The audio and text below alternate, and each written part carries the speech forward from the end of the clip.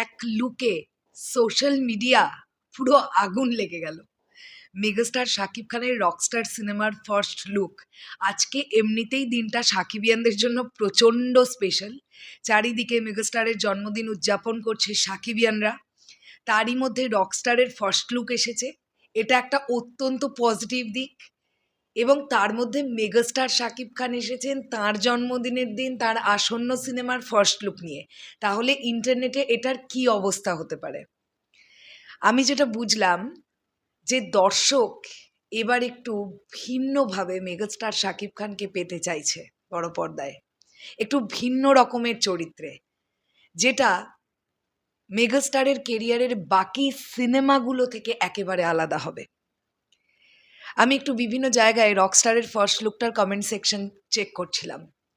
প্রত্যেকে এই কথাটাই ম্যাক্সিমাম জন বলছেন যে এবারে আশা করা যাচ্ছে এক ভিন্ন শাকিব খানকে দেখতে পাওয়া যাবে। মানে যে শাকিব খানকে আগে কখনো দেখা যায়নি।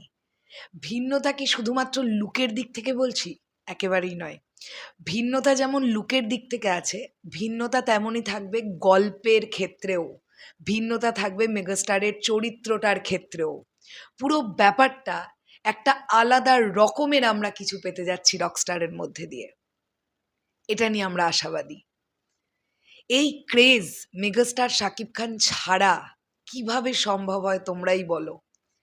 আমি আজকে সিরিয়াসলি এটা ভাবছিলাম যে মুহূর্তে রকস্টার টিম তাদের ফার্স্ট লুকটা ড্রপ করবে, কারণ এরকম একটা আঁচ বা আন্দাজ আমার আগে থেকেই ছিল যে সোশ্যাল মিডিয়ায় যখন রকস্টারের লুকটা আসবে তখন যে আগুনটা লাগবে সোশ্যাল মিডিয়ায়, সেটারতে অনেক কিছু ভস্মীভূত হয়ে যেতে পারে, অনেক কিছু।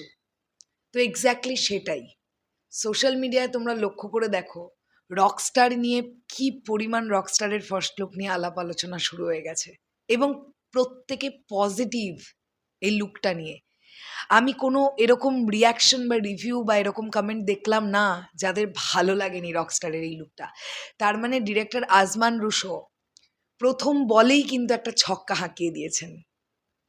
তিনি কিন্তু অডিয়েন্সের কাছে একটা প্রমিসিং ফার্স্ট লুক ড্রপ করতে সক্ষম হয়েছেন। আর এইখান থেকেই কিন্তু আজমান রুশোর প্রতি দর্শকের একটা আশা, এটা কিন্তু বাড়বে।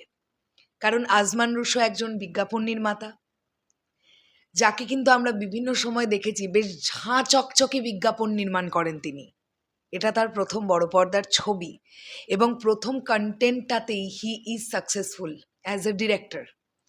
তো সেখান থেকে দাঁড়িয়ে সামহাও আমার এটা মনে হচ্ছে যে রকস্টার সিনেমাটা কিন্তু একেবারেই ভিন্নভাবে, একদম ভিন্ন আঙ্গিকে আমাদের সামনে আসবে। ইনফ্যাক্ট আমার এটাও মনে হচ্ছে কুরবানি ঈদের যতগুলো সিনেমা আসবে এবছর, রকস্টার হবে সবার চাইতে আলাদা, সবার চাইতে। শুভকামনা থাকলো রকস্টার টিমের জন্যে।